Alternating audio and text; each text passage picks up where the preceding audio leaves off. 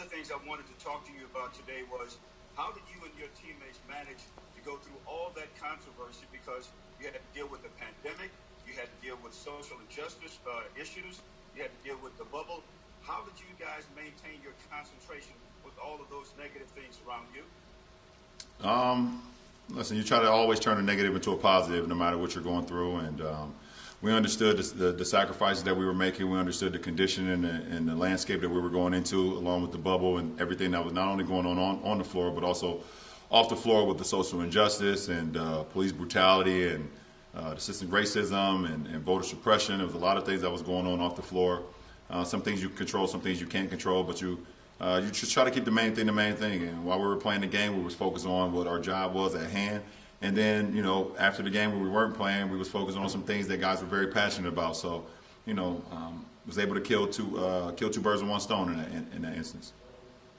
And to follow up on that, you more so than anyone else in this club can tell your teammates what it will be like to defend the championship. What will you tell them about that? I guess the bullseye just becomes even greater, even if that's even possible. One, for me personally, the bullseye has always been on my back or on my front since I entered the league, and then you add in the Laker name on top of that, the Lakers franchise. The bullseye has been on this franchise for a long time as well. So, understanding that everyone's going to come at us, everyone's going to, try to take away from us defending our title. But, for me personally, last year we won the ring, we won a title, and this year is a new challenge. It's everybody's opportunity to go out there and do it. So, as long as we go in with that mindset and be humbled about our process, and and not worry about what we did last year, we need to worry about what we're going to do this year. It will give us the best possible chance to be able to go out and try to win another one. Mike Trudell. Hey, LeBron, I know it couldn't be much earlier for this question, but just your initial impressions on the new guys coming in, how they impact and how they evolve the team from where it was last year on both sides of the floor. Well, it's definitely too early to tell, but we're just so excited to have those guys here. Having Wes, Dennis, obviously Trez and Big Mark. We're extremely excited to have those guys here. And we're just working our habits, working our, what we want to do as a team, both defensively and offensively. And everyone is in tune. Everyone is excited. But it's a process, and it's going to get better and better every single day, every single practice. And, that's what it's all about. But we love what we've brought to this ball club along with the guys that's returned. And then just bigger picture, the significance of both you and AD and the contract extensions and what you think that means for the two of you and the franchise. Well, what it means that we're here and we're committed to this franchise. We're going to give everything that we got to this franchise. That's what it's all about. And the Lakers believe in us, and and they rewarded us with those contracts, and we just try to go out there and earn them every day. Both on the floor and off the floor, try to make an impact not only at what we do on the floor, but also make an impact off the floor and how we carry ourselves as men as well. So, it's a great partnership. Dave. Hey, LeBron. So this will take you in a pretty rarefied air, this contract, 20 years in the league. Have you thought about what the future could look beyond that in terms of how long you'll want to stick around? No, I haven't. I don't know how long I'm going to stick around this game. I've never taken, I never take for granted every time I get an opportunity to play another season. I try to prepare my mind and my body and my spirit, for a season and see where it takes me. Like you said, at the end of this contract, I'll be in year 20. The best thing about it is that the year I'll be a free agent will be the same year my oldest son graduates high school. So I'll have some options to see, for me personally, what I want to do forward, to be around my family, being around my son more, or continue to play this game that I love, with great health and great spirit. So we'll see. Like I said, I don't look too far in the future as far as myself. I just try to give the game as much as I can in the time being, and see what happens. So I've been blessed to be a part of this, a part of 18 straight training camps, and I'll never take that for granted. Chris McGee. Hey, LeBron. congratulations are in order of being the first athlete to ever be named 3-time Sports Illustrated Sports Person of the Year. I would assume that is an amazing honor, but considering where we are as a world, does this one have a little more special meaning to it? First of all, thank you. It definitely does. And you see the class that I was in, and the group that I was in, the men and women that I was a part of, understanding that, we're more than athletes, and, being able to go out there and not only perform at a high level in what we do as far as our profession, but also being able to change lives and create opportunities and empower people and inspire people off the floor, not only in our communities, but all over the world. So it means a lot, to be a part of that group and, like you said, to be the first ever 3-time winner of this award. Very humbled. It means a lot to my family and my friends and, my kids at my foundation and my school back home and my city of Akron, where I come from. It's a great time. NYP. Hey, LeBron. What was your first reaction when you heard December 22nd for a season, and how did that change kind of your off-season plans from that point forward?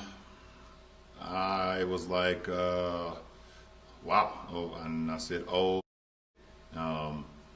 Just being completely honest, I wasn't expecting that, because early conversations were going on that I was hearing that there would be kind of a mid-January start, and the training camp will kind of start after Christmas. We'd have an opportunity to spend Christmas with our families, so I had already planned a vacation with my family for us to go somewhere, which I haven't been able to do, obviously, since I've been in the league. And, so I had to switch up a lot of things, once I heard the December 22nd start, and with training camp starting, obviously this week. So, just started preparing my mind, preparing my body, trying to get as much stuff as I could do with my family, spending as much time as I could with them before getting back into the grind. So that's what it's been about. Album. Hey, LeBron. You now won a championship with every franchise you've ever played for. Rob talked to us about his hope that one of the jerseys that you retire at the end of your career will be a Lakers jersey. With this contract, how much is going into sort of what you've already built and accomplished in LA, and what you hope to achieve here? I just want to continue to do what I've always done. Try to lead the franchise, lead the group of guys that I'm around as far as the game that we play. And then off the floor, just continue to inspire people on being more than what people say that they are, and carry myself personally. I understand every time I leave a house that I'm not representing just myself. I'm representing my whole family, representing my friends that's associated with me, and representing my kids at my school back home. So it's a lot of responsibility for me when I walk out of my household. So, I want to continue to go out there and play the game at a high level, continue to play for my teammates, continue to play for this franchise, play for our fan base, play for whoever, want to see me play the game and like the way I approach the game, and continue to inspire off the floor. Bill Oram. Hey, LeBron, good to see you. I'm wondering, you've been only out of the bubble for like 6 weeks, half as long as you were there in the first place. I'm wondering what the adjustment back to the world has been like for you, and what changes you've had to make in your life, your family's behavior, to limit your exposure and do your part, for the league. I mean, are there changes you need to limit your bubble, your typical orbit? Yeah, you just have to. We listen to the experts on what's going on with the climate, as far as COVID, and keep your family in the mask when we leave the house or whatever the case may be, and be cautious of where we travel to. Be cautious who we're around. Right now you just try to do everything that you can to protect your family, and hopefully you can stay safe and stay healthy. Obviously that's the most important thing than anything. So that's what it's been all about. Obviously, we are all hoping that the world gets back to normal at some point, so we can get back to kind of some normalcy. With our kids being back in school, our kids miss being in school. They're sick and tired of doing these Zoom classes. They love being around their other classmates. They love, being in classrooms and having fun, and I understand that too. So hopefully we can get back to that soon. But much appreciation, much respect to the teachers that's holding these classes, Monday through Friday. They're doing a hell of a job. So much respect to that. But we'll see what happens. But for me, nothing has changed. Pretty much I've always been, protector of my family, and no matter what, no matter if it was, COVID going around or just how we live on a day-to-day basis. Mark Medina. Hey, LeBron, good to see you, and congratulations on your extension and all your accomplishments. You've said a lot of times of the adjustment and struggle with playing games without fans. I was wondering, because of the bubble experience, how more equipped are you to be able to adjust to that, or is that still kind of an ongoing struggle you think you'll continue to have? No, it would never be something that I'll be fully comfortable with or accustomed with. I got too many years of playing the game or playing sports in general with fans. So I would never want to get fully committed to that or fully comfortable with that, because I believe at some point we will get back to it. Hopefully, I'm still playing, and hopefully I'm still in uniform. That's the hope, obviously, and I believe it will happen sooner than later. So, but I have the ability to go out there and channel, my focus, understand that I could get to that point of where knowing there's no fans there, but it would never be something that's comfortable or something that I could be accustomed to or something that would feel regular, because I've played so many years throughout my life since I was, 8 years or 9 years old when I first started playing organized sports where fans were there, and it's just all a part of it. Fans is a part of this game, is a part of sports.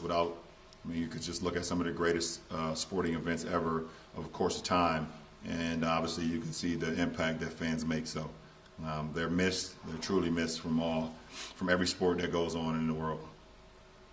Just take a few more here. BT. What's up, Ron? What's up, B? Appreciate you. Things are good. How do you think your more than a vote worked out in this event and next for the organization? I think it worked out great. We was able to set out a plan and then execute that, and it was about basically educating and empowering people in their communities to get out there and exercise their right to vote, understand their exercise, understand that their right to vote, how important it is to vote, not only to change what's going on in America, but also change what's going on in some of their own communities. So with the help of a lot of people, a lot of athletes, a lot of entertainers, a lot of local people that go around in their own communities that's making change, we was able to have some success. I mean, you look at the numbers through the election, it was the most turnout ever in election history of people who got out there and voted. And one thing about us, we didn't tell you who to go vote for. We didn't pick one side versus the other side. We just wanted to educate you and enlighten you and empower you and let you know how important your right is. And this is your right, because so many people lay their lives on the line to have this right. And and then growing up in the black community, a lot of people don't understand or don't feel. I don't want to say understand. They don't feel like their vote counts, or them voting like it actually matters. But it does, and we saw it in the November election of how many people turned out and the change that was able to create. And we want to continue to do things. We're looking at the race that's going on in Georgia coming up, in January. We're trying to see how well we can continue to help down there, because it's a big moment down there. And then going forward, seeing other opportunities where we can help create change for the better of good for all of us, not just people that's involved in more than a vote. All right, three more here. Alan Slewa. Hey, LeBron. Anthony Davis was obviously so great last season. I just want to get your thoughts on some of your expectations for him this upcoming year, and how you think he even steps up his game even more from what he's already accomplished. I don't have any expectations for Anthony Davis. I mean, listen, I know what he's about. I know what he's capable of, and I know what he brings to the game. He's special. He's one of the best players in the world, and his talent is what he's able to do at his size.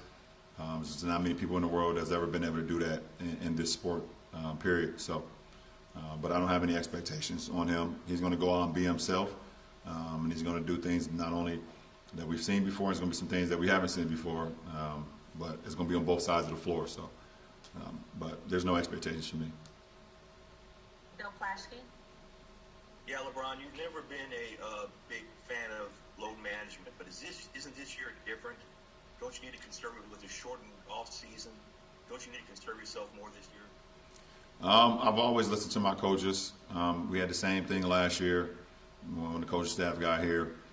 You know, we're going to be as smart as we can be on not, making sure that my body and making sure that I'm ready to go. Obviously, every game matters, but we're competing for something that's high.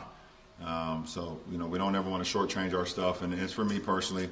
It's always a fine line with me, but I understand that with the shortened season. I mean, I think it was 71 days that the off season is going to be the shortest off season for any sport ever.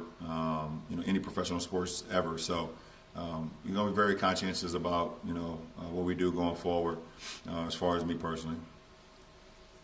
Last question, Melissa Rowland.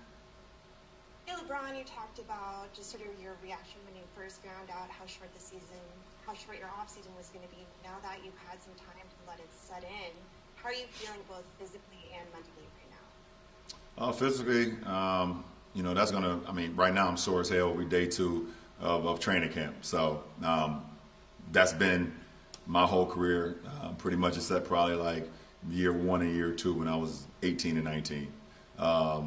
Super sore, but nothing, I don't have anything that's stopping me from being on the floor, doing 5-on-5, doing 4-on-4, doing any drills, things of that nature. So good in that sense. And then from mentally, I'm great. I'm healthy. My family's healthy. I'm great mentally. So I'm in a really good place in my life. So I'm solid. Jay, will you just take one more for Chris McGee, please? Yeah. Thank you. Thanks, LeBron. Kind of to piggyback off a question Mike asked earlier about the new pieces. Considering you guys just basically won this championship, it seems like yesterday, mid-October, can new pieces help a title team, and just in terms of practices and focus early on, especially guys that are thirsty for a title? And I know Mark's won one, but it's been a couple years. Just adding guys that just play the game the right way and that's hungry to be, hungry to want to, win and win at the highest level. You got Trez, who's won a 6 Man of the Year award. You got Dennis, who played, in a bunch of playoff games and, was right there, at winning a 6 Man award. You got Wes, who's been on some teams, who's went deep into the playoffs with Milwaukee or with Dallas and things of that nature. And obviously Big Mark has won one. So you got guys that's just hungry to make a mark on their career and do it at a high level. And, and we got some guys that's here that's not satisfied with just winning one title. So, you add that all together, I think it's going to be great for our ball club. So, playing this game, you want to be remembered. You want to be legendary. You want to be remembered and be, remembered as one of the greatest teams or one of the greatest players or whatever the case may be.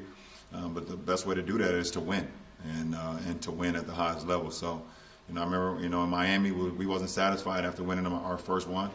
We was able to go out and sign Ray Allen, and we was able to double down on that. So I feel like we're trying to do the same thing here. Our franchise and Rob and everyone upstairs was not satisfied with just winning one title. We went out and added some pieces. Obviously, we lost some great pieces that helped us win the title, and we're going to miss those guys. But we added some guys that can come in and hopefully, I'm not going to say hopefully, but